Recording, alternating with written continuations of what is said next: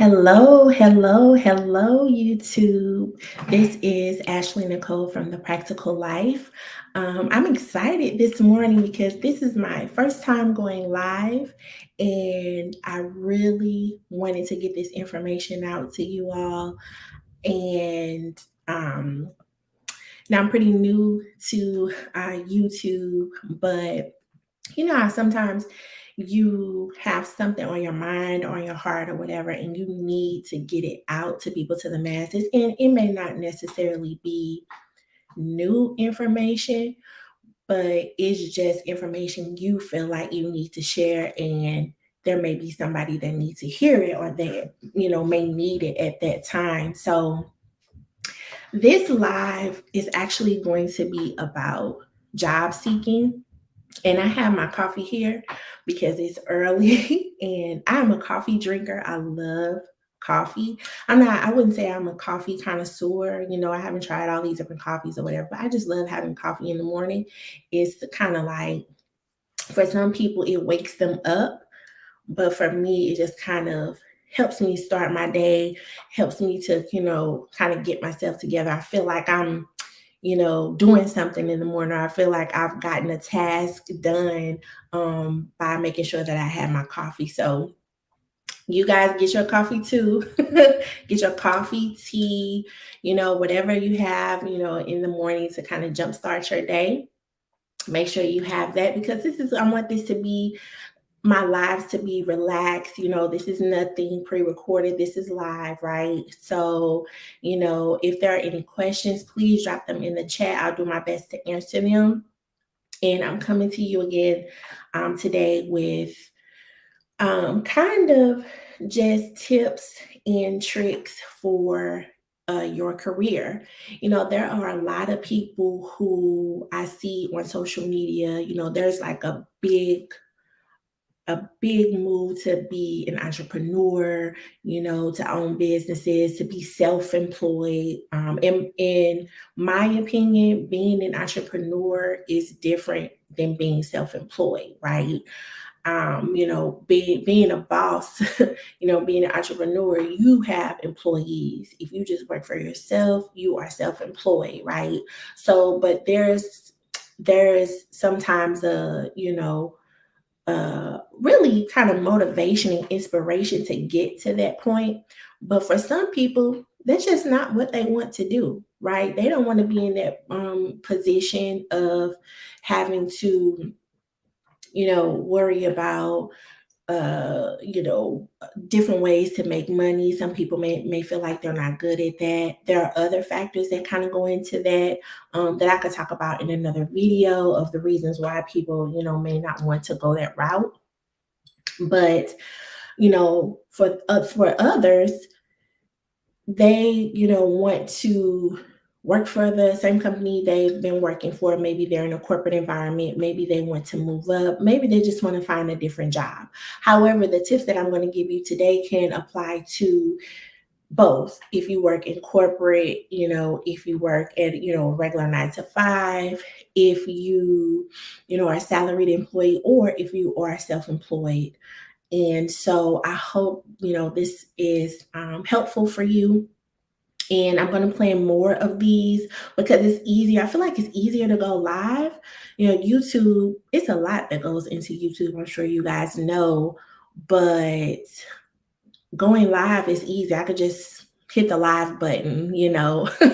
I'm a pretty busy individual, so I have a lot going on. So, to try to edit, find the time and all that stuff, it's just easier for me to just hit the live button. So I hope you all enjoy it. So let's get right into it. So a common thing that I see, or common mistakes that people make when they're searching for jobs, right? I wanted to bring this up because I was thinking about it and I was like, there are a lot of people, saying, oh, I've had this many interviews. Oh, I didn't get the job. I don't know where to look. But I think the biggest thing that I've seen is that some people are not applying for the right jobs. And I'll tell you what I mean by that. So before I get into that, I want to tell you a little bit about me. I am a licensed mental health counselor. That is my profession. However, I also have a background in rehabilitation counseling, which kind of focuses on career counseling, especially for people who have any type of disability. So, whether that be a physical disability, whether that be a cognitive disability, which we see a little bit more of nowadays with anxiety, depression, bipolar, everything, under the gamut of mental health. Sometimes those diagnoses can prevent you from performing your job duties, right? So, my job in that area is to try to help you manage those specific symptoms you might be having that are preventing you from functioning at work and at home, really, and to figure out maybe what accommodations you might need for work or what modifications to your job you might need. Now, if you're already in a position, you that may not be the position that can be modified or accommodated for, right? So then we go into the job search. So that's where I really kind of want to focus on. A lot of people don't realize that before you start job searching, you really need to think about a few things before you go there. So today I'm going to talk about some of the common mistakes that job seekers make. And make sure you have your pad and pen and take notes. Please ask questions. If you need to, if it's something that's I can't address in this live, I'll do another live and go ahead and address it. Then anything to do, with the career. But the first thing is, and I have my notes, so if I look down, please don't mind me. So the first thing is not knowing yourself or your situation. And that could be not knowing or not understanding yourself or a situation. So let me give you an example. So if it's someone that's job seeking, right? You're searching for a job and you see this job, the salary is excellent. It's a salary that you are looking for. It's in the area, that you want to work in. It's convenient for you. However, it says it's third shift. But you know that you may not be a night person, right? You need to get your rest at night. You're not a night owl. Well, that may not necessarily be the job for you, right? Um, and that's a simple example, but I'm just trying to help you guys get a better idea of what I'm saying. So if there's a job, a grand example could be, you find this job that you want to apply for, but it's in a different state, but maybe you don't have the means to move or relocate to a different state, and that particular company isn't indicating, or that job requisition isn't indicating that they will pay for relocation, then that may not be the job for you, right? Um, so think about what hours you want to work, right? What about your family situation, right? Maybe, especially with COVID now, um, I don't even know if you can say that on YouTube, but with everything that's going on, you know, a lot of parents have to pick their kids up earlier than they did before. So some of the child care centers, instead of closing at 6, they might close at 4 now, right? But the job is until 5:30. You see what I'm saying? So is that particular company open to being flexible, to your situation? So think about making sure that you don't put yourself in a position where kind of like you gotta work harder when you get the job than when you found the job, if that makes any sense. Because now you gotta move stuff around. You got to maneuver, try to get your kids on time, try to call somebody, try to pick them up, maybe. Got to maybe pay because you don't get off until later and the daycare closes earlier. Got to pay extra for aftercare or for them to stay, at that particular childcare facility. So that those are things that you need to think about before you start applying, for different positions. Um, and also the skill set that you have. So a lot of people hmm, thinking about, let me just say this, thinking about the future causes anxiety, right? Thinking about the past may, kind of allow a person to develop depressive symptoms. But when it comes to job seeking, a lot of people, you need to think about both, really. And not to say that it's going to cause those symptoms if you think about that or anything, but maybe in the past you had a negative experience at a particular job and you don't want to put it on your resume. A big example could be maybe there was some type of harassment or something like that, and you went through a lot. Maybe you have a little bit of trauma from a previous position or company that you worked for. However, what you need to extract if you have been in that particular situation, what you need to extract from that are the skills that you obtained from that particular role, right? Or even company, because we all know that when you are working, at your desk day to day, you're doing a million different things and you are constantly, constantly developing skills, right?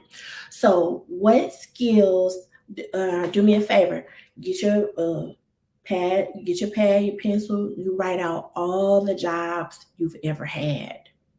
Write out all the jobs you've ever had that you could remember. Write out all the volunteer activities that you've engaged in. Write out all the things or maybe events or anything like that at work that you have implemented or that you coordinated or that anything that you led in those particular instances, right? And write all of that down. And then you start to build up what skills you have, right? I I'm really not, in helping people looking for jobs and, helping them build their careers and things like that. I'm really not a proponent for, well, I don't have the skills to do this, so I shouldn't apply. I don't have the skills to be a project manager. I've never been a project manager, so I shouldn't apply. Oh, I've never been a scrum master, so I shouldn't apply.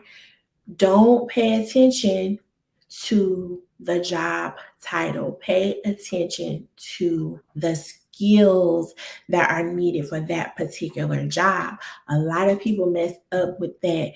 You need to know yourself. You need to know what skills you have.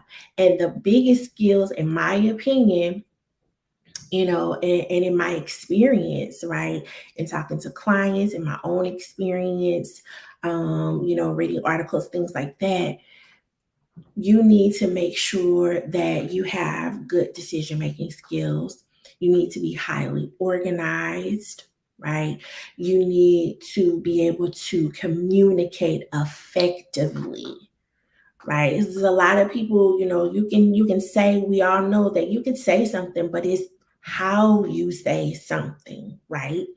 So also leadership skills, have you ever led someone or a team through change, or even if you weren't a leader on your team, maybe there was something that was being implemented and you were able to somehow get everyone on board to go the way that your manager wanted to go, right? That's a skill because everybody says, oh, Sally,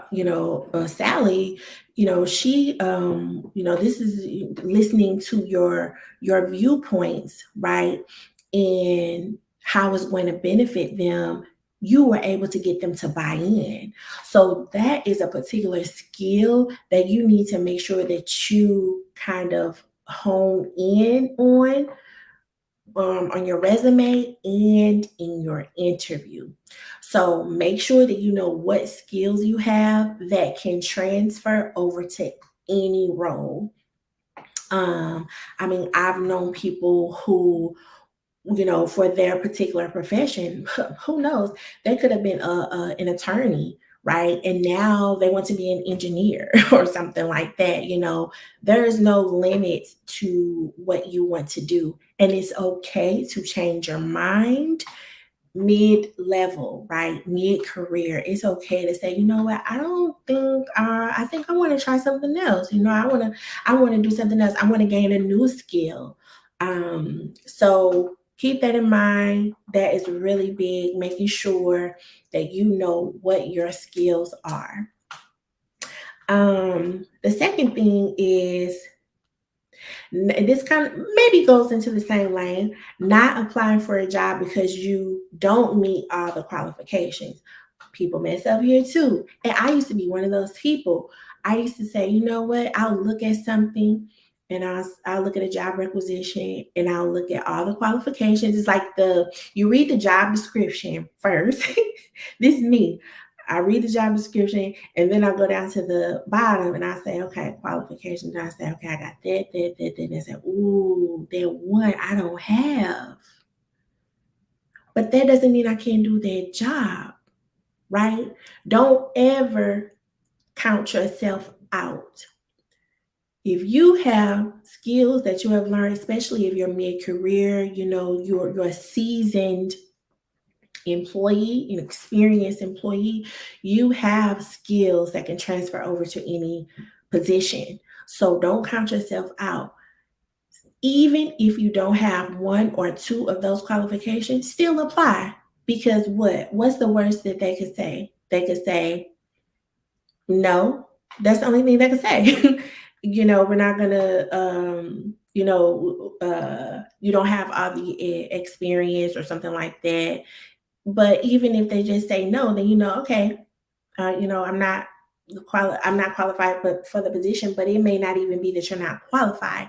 It could just be that they didn't call you for an interview. That's just what it is. You know what I'm saying? So then you just move on to the next one.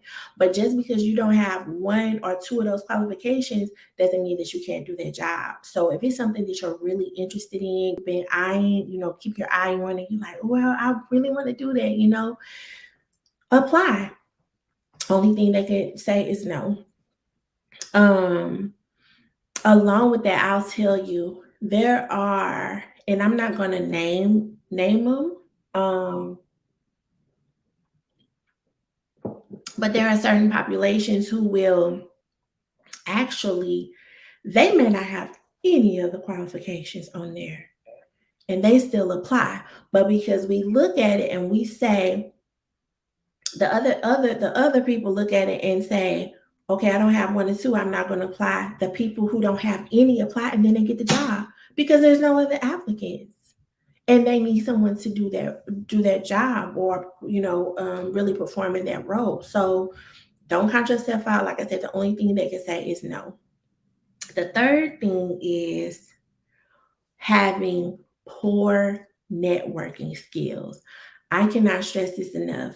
You've got to get comfortable. If you are a job seeker, you have got to get comfortable with public speaking, talking about yourself, playing yourself up.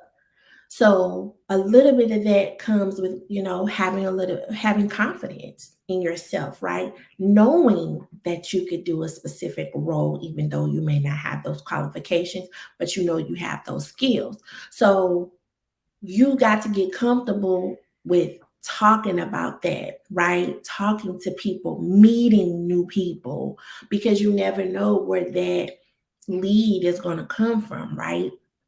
So, for example, if you are in working in the office now, or even if you're a remote worker, what you can do is you can start reaching out to people, right? Maybe there's a position you've been eyeing or a department that you've been, saying, I really want to work in this particular area or something like that. Start reaching out to people in that area to meet them.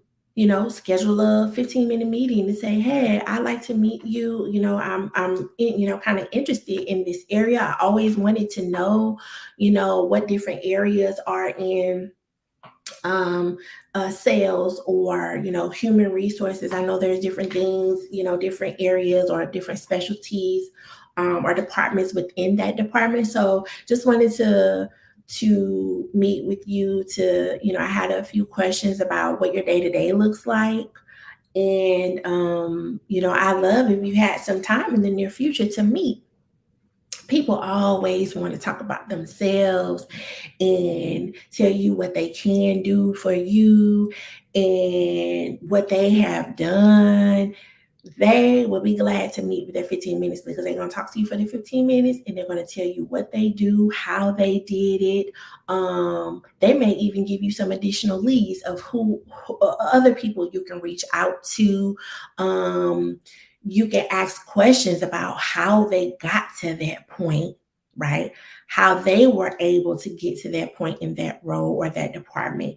And also, you can find out a little bit about their background. And you may find that their background is not in that department. You say, hey, that gives you a little bit of a little bit of hope, or allows you to be a little bit more optimistic about your chances of kind of getting in that department if you've never worked in that area before or something like that. So um even further, taking that further, you can't underestimate these meetings because these meetings can turn out to be, I mean, so valuable.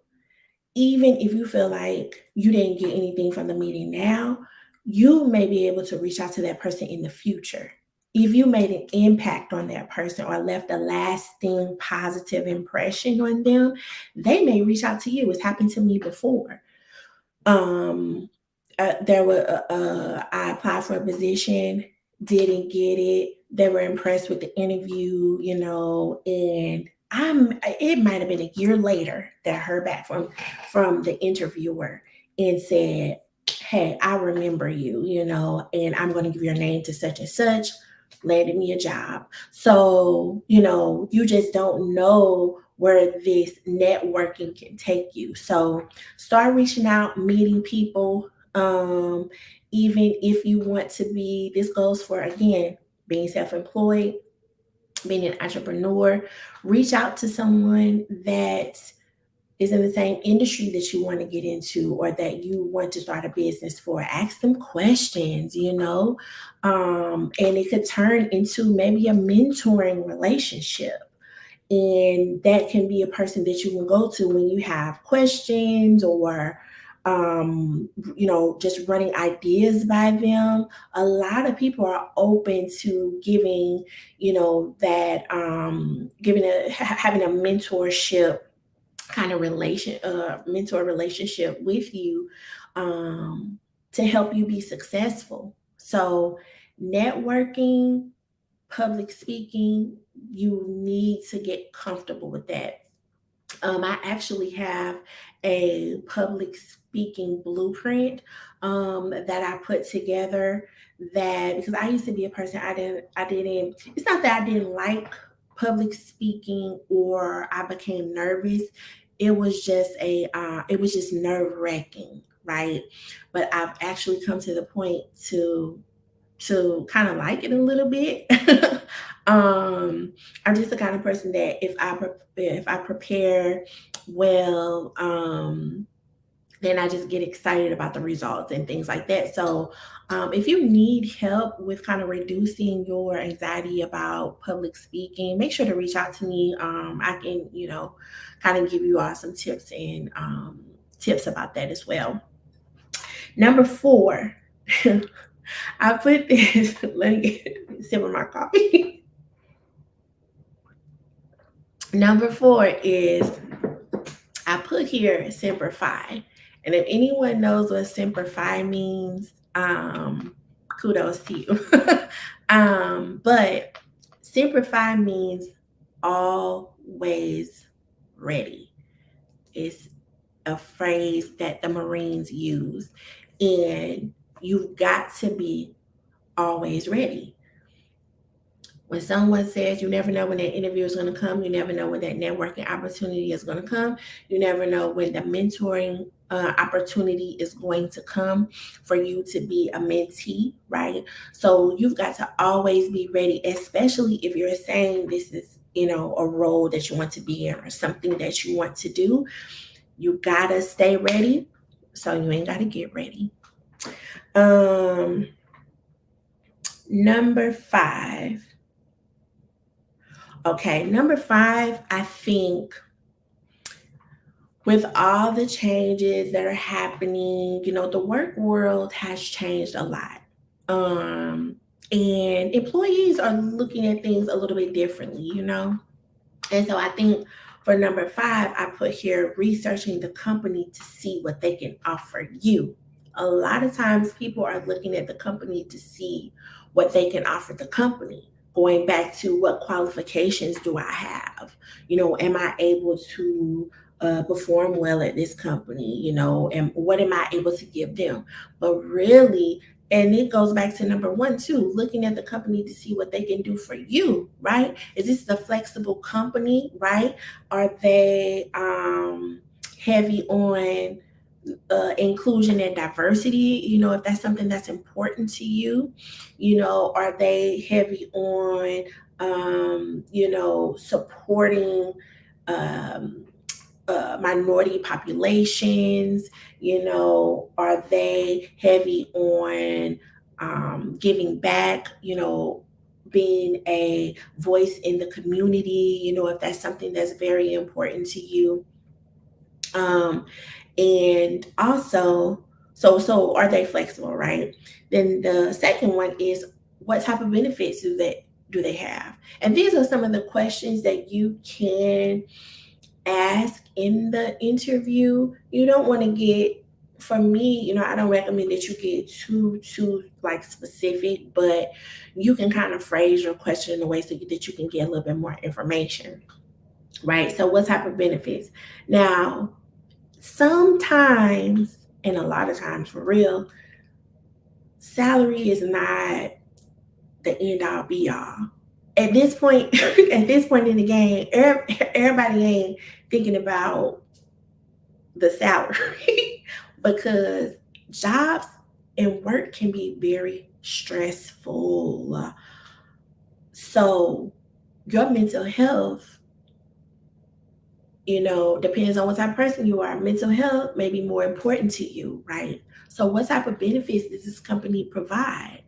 If they don't have those type of benefits, then this may not be the company for you because your mental health and your stress level, keeping your stress level down is more important than working, right? So aside from salary, and that adds into that salary that you'll be getting, right?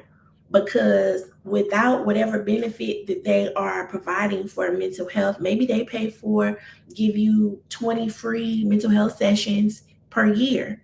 Now, if you didn't have that benefit, you're gonna have to pay $250 a week. You see what I'm saying? For the year if you don't have that benefit. So that's something to think about when you're looking for jobs and researching companies and things like that.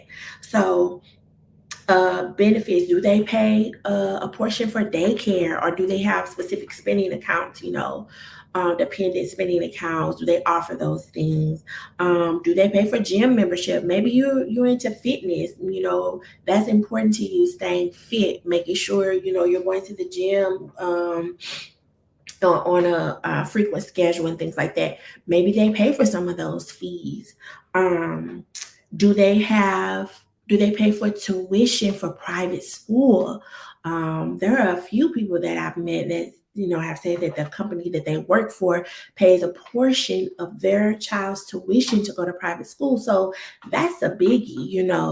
When you're thinking about, especially if your child is starting school, if you live in a particular area, you don't really uh, maybe care for the school that your child is zoned in, and you want to give them that experience, then that's something to really look into for the company that you may be working for.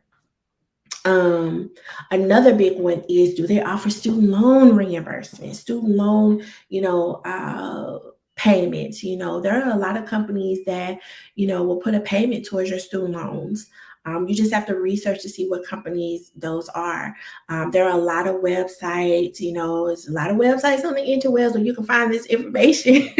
um, but employees will tell you this stuff. Hey, this is a great company. They pay a portion of my payment every month, even if it's just a little bit. I mean, that's that's good. It's really good. A lot of companies aren't doing that, so keep that in mind as well.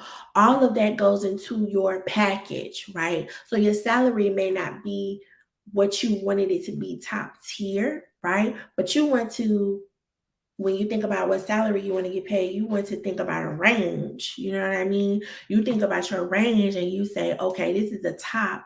But if it's in this mid range that I have, and then I add all this other stuff, then I'm over the top of what I wanted, if that makes any sense. Um, and number 6 is staying discouraged. That's a common mistake. Staying discouraged because,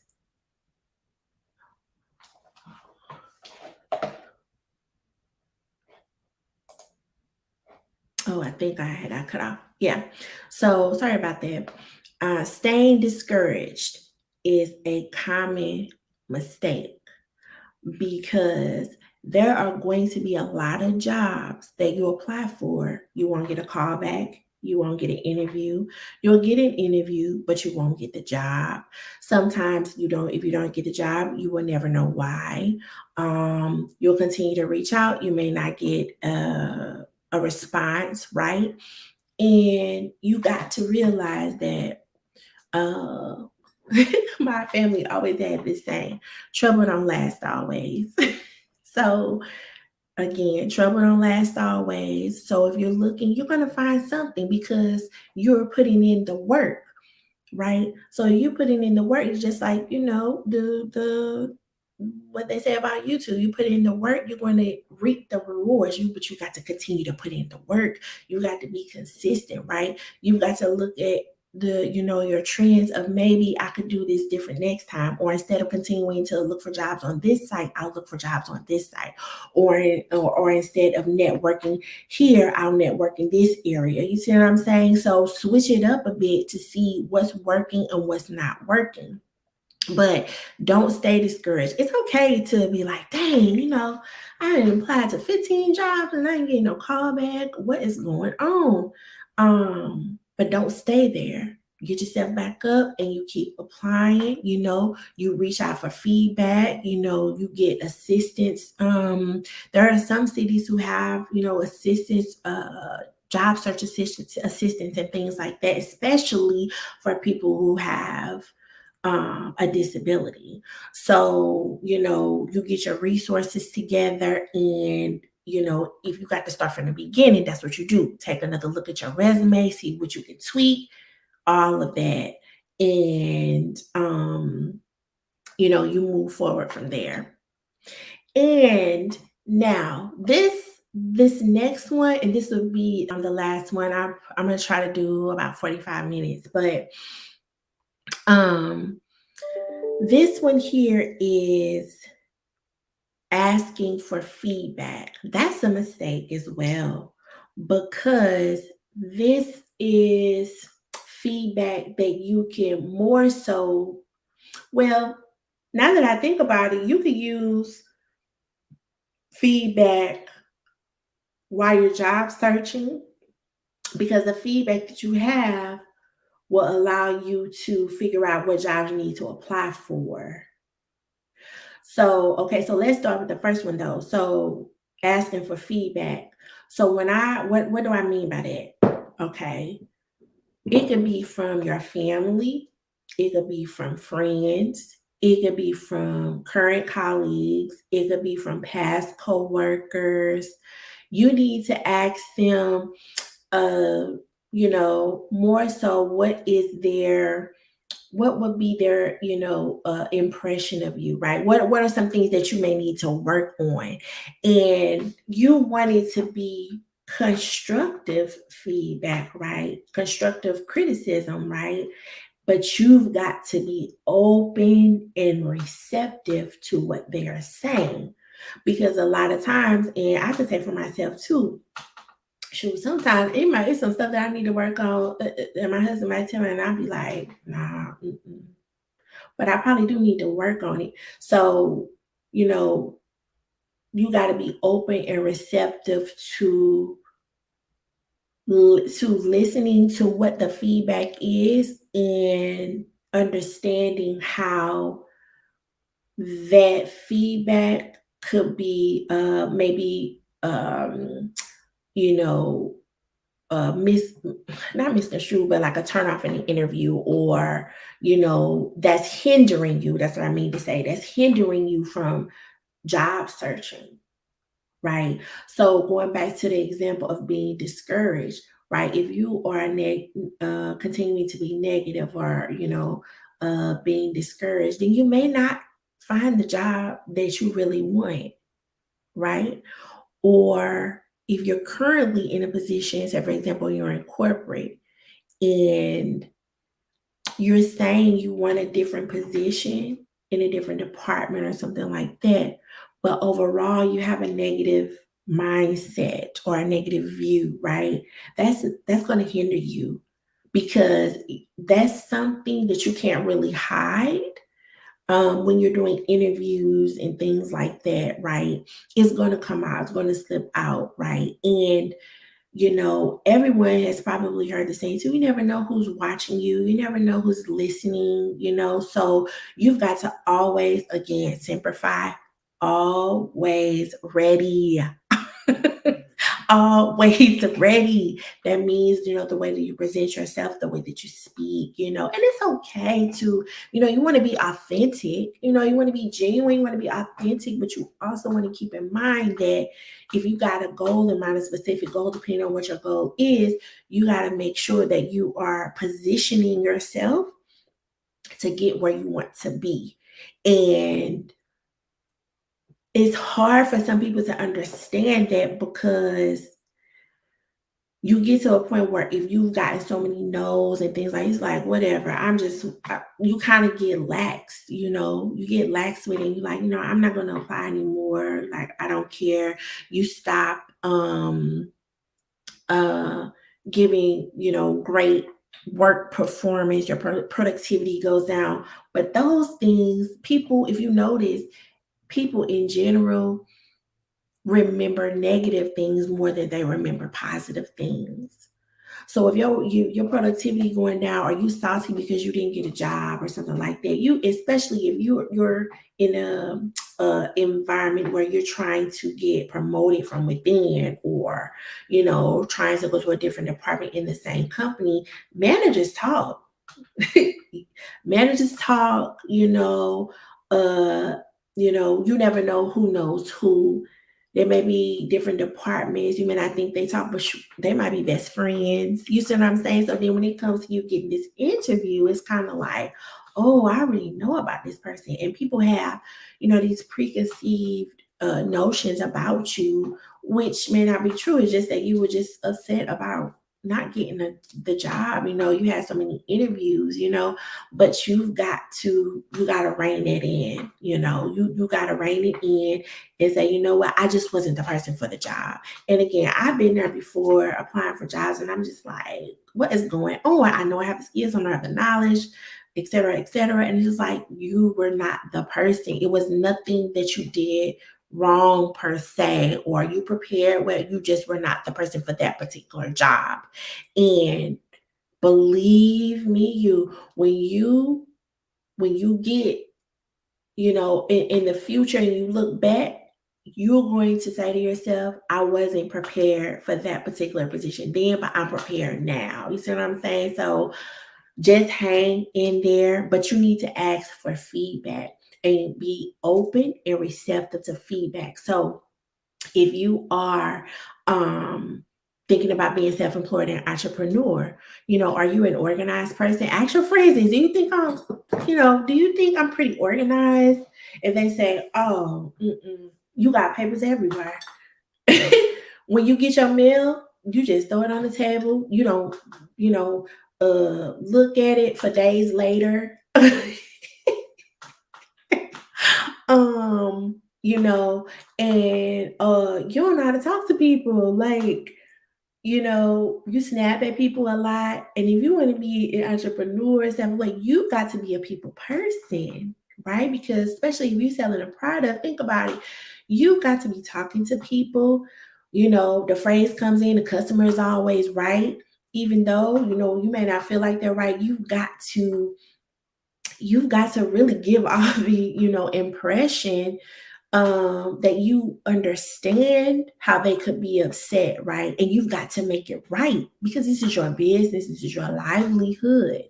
So, you want to get that feedback from a few different sources. If you're trying to get promoted from within, you get your feedback from your colleagues. And you don't have to, because you want to get, say for example, it might be a colleague that you ain't really feeling, you know what I mean? Y'all don't really get along, uh, uh, you worked on a few projects, it didn't go well, blah blah blah. But you still want to get feedback from them. So what you can do is you can send out a survey.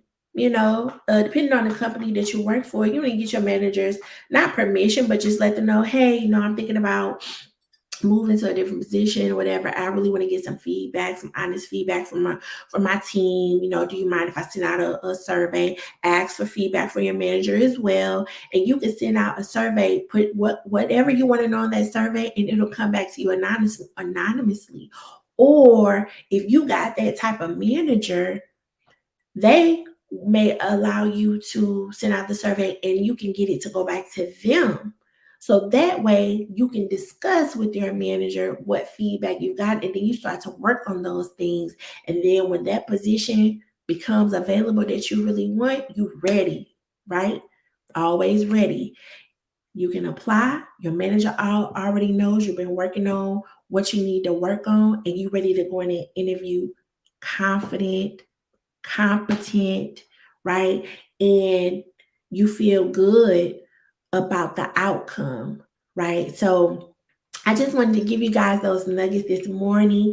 I'm going to go ahead and get out of here. Thank you so much for listening.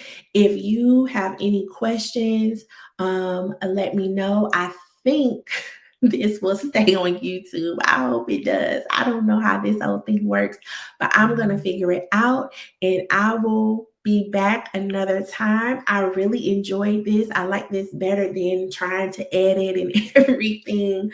And I feel like I'm just kind of getting those thoughts out. So, again, questions, let me know.